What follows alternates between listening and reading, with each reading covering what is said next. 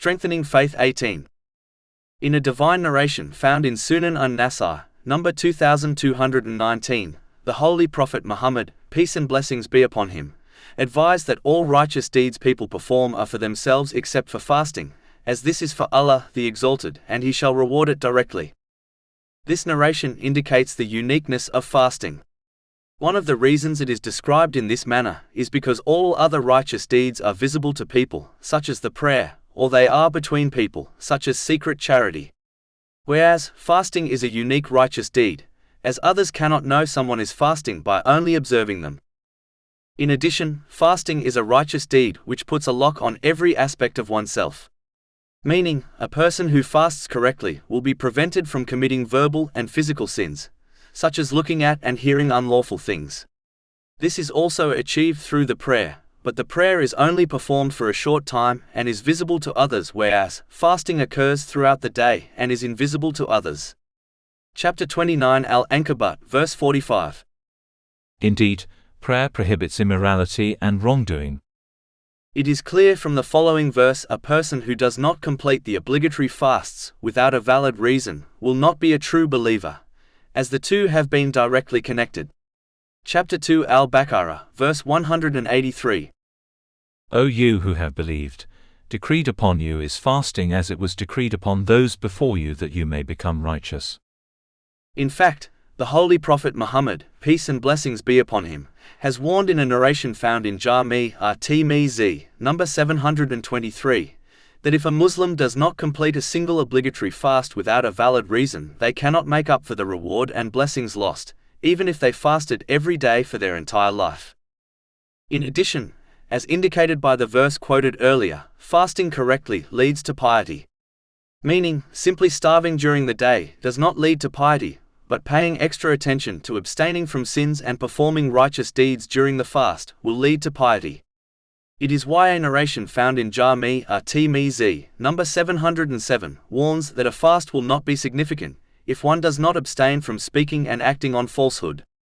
A similar narration found in Sunan Ibn Majah, number 1690, warns that some fasting people obtain nothing except hunger.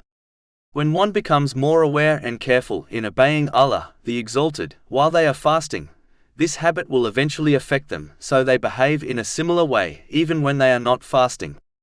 This is in fact true piety. The righteousness mentioned in the verse quoted earlier is connected to fasting, as fasting reduces one's evil desires and passions. It prevents pride and the encouragement of sins. This is because fasting hinders the appetite of the stomach and one's carnal desires. These two things lead to many sins. In addition, the desire for these two things is greater than the desire for other unlawful things. So whoever controls them through fasting will find it easier to control the weaker evil desires. This leads to true righteousness.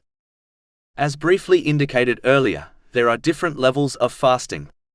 The first and lowest level of fasting is when one abstains from the things which will break their fast, such as food. The next level is abstaining from sins which damage one's fast, thereby reducing the reward of their fast, such as lying.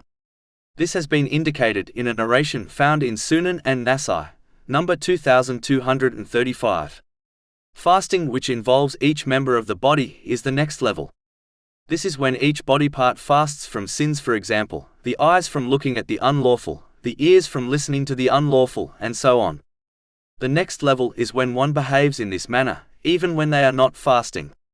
Finally, the highest level of fasting is abstaining from all things which are not connected to Allah, the Exalted, meaning, one avoids using the blessings they have been granted, such as their time, in ways which are sinful or vain.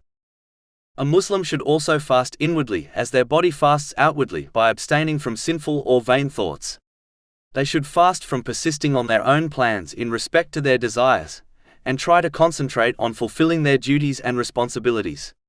In addition, they should fast from inwardly challenging the decree of Allah, the Exalted, and instead accept destiny and whatever it brings, knowing Allah, the Exalted, only chooses the best for His servants, even if they do not understand the wisdom behind these choices.